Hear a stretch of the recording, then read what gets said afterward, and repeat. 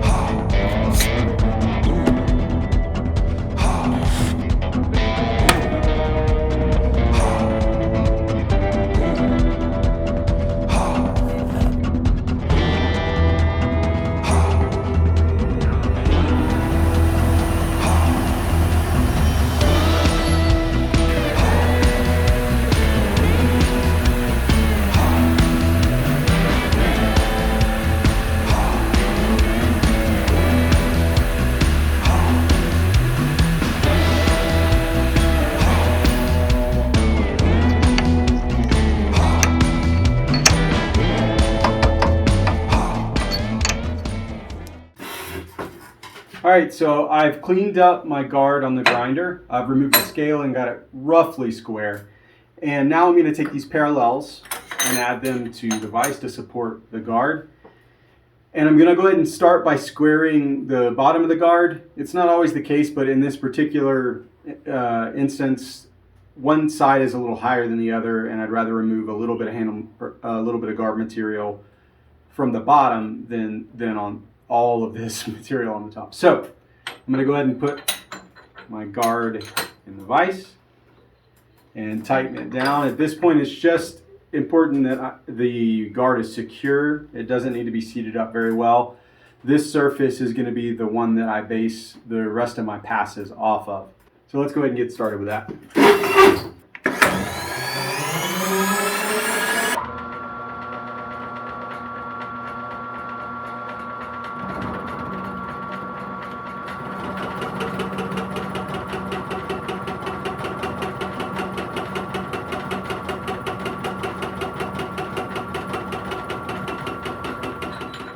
Alright, so now that I have one clean face to set up off of, I'm going to turn my guard 90 degrees. Instead of doing the opposing face, this gives me one flush face to sit up against the fixed part of the jaws. And then I'm going to take this piece of penstock and use it so that this jaw can have a smaller point of contact and sort of adjust to the out of squareness of the guard.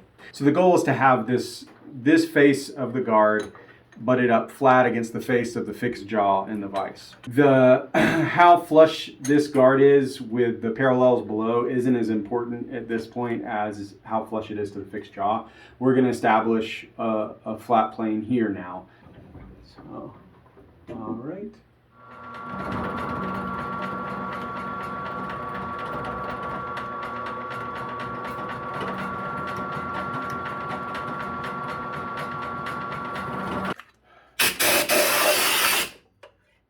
so now we have two really true faces on this guard.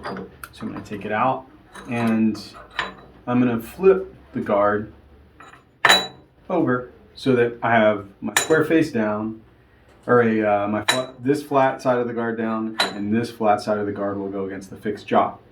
We're going to use the same technique with the pin stock or drill stock and make an adjustable grip. Now, it's suddenly more important that the bottom of this guard is seated up well against these parallels, and you can feel it when it's seated up right. And I'm going to make a pass on this side.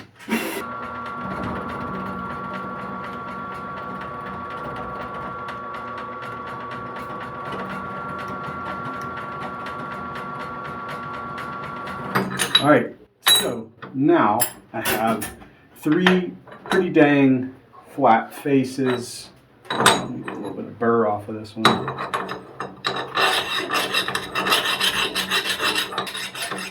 Cool. All right, no need to go to the grinder.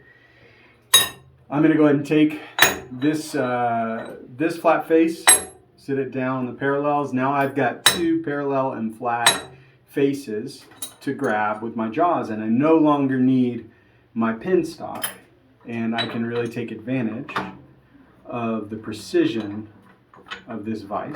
I'm going to go ahead and clamp it up. All right, and I'm going to make my final pass and give myself a nice, clean, flat, square face to mate up with my ricasso when I start to slot my guard.